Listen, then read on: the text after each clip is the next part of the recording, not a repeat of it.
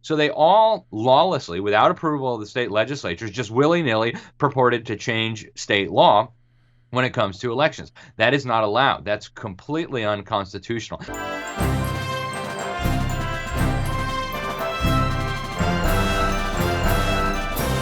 I'm Dr. Duke, and this is Constitution Corner. Really pleased to be joined today for Constitution Corner by our good friend, Alex Newman. Alex, thanks for joining us.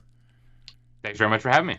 And by the time we're done, I want to take a moment at the very end to leave you a minute to tell people where they can get a copy of your latest book on the deep state. I think that's very important. But for now, let's talk about a constitutional issue here. So many Americans are heartbroken by what they perceive to be the hijacking of an election. I think I saw a recent study that said even almost 1 out of 3 Democrats thought that the election was stolen.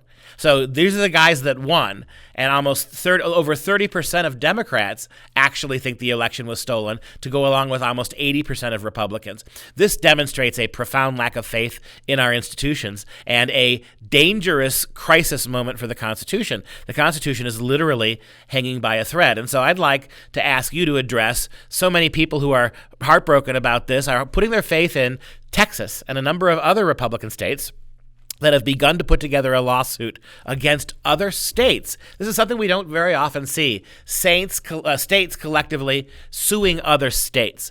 Talk about this, and why is this a good constitutional hope for us who want to see justice done?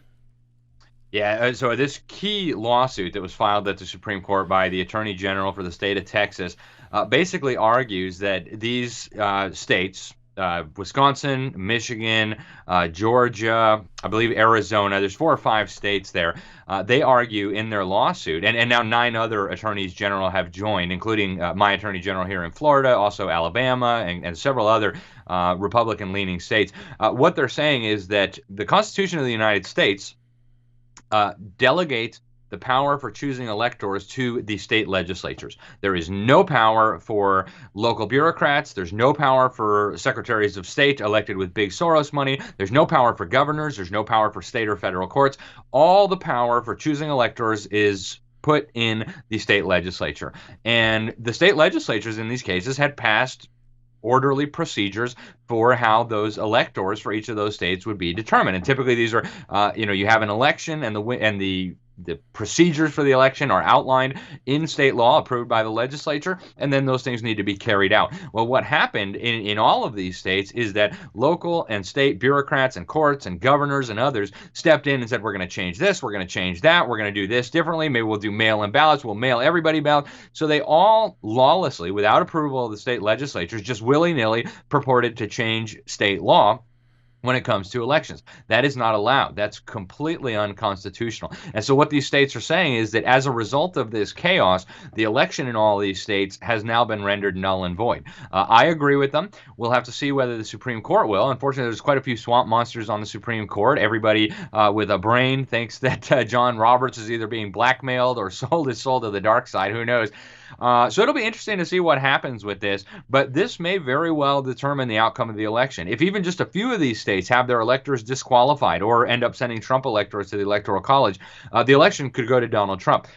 If these states get their electors disqualified, what would happen is under the 12th Amendment, then the U.S. Congress would make the decision based on 1 vote per state. Most states have Republican delegations, and so if Trump can keep the Republicans in line, make his case for the fraud, and I think the fraud at this point is so obvious you have to be an ostrich to deny it, that would give Donald Trump another 4 years, and at that point we could expect the Democrats and their terror mobs, the Pantifa and the Marxist Black Lives Matter organization, to go out and start waging war on the people of the United States. By carrying this, of course, directly to the Supreme Court, you are invoking the Constitution of the United States.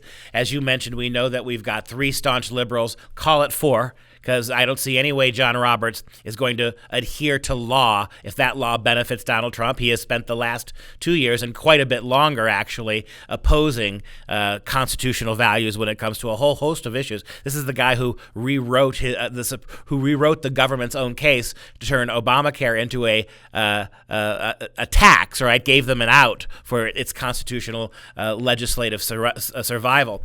And so that was going to take all the remaining justices, including Amy Coney Barrett now, to vote every one of them is going to have to vote against that 4 progressive bloc vote. We'll have to see how it works out. We've only got about a little less than a minute. Give us your predictions. What do you think is going to happen?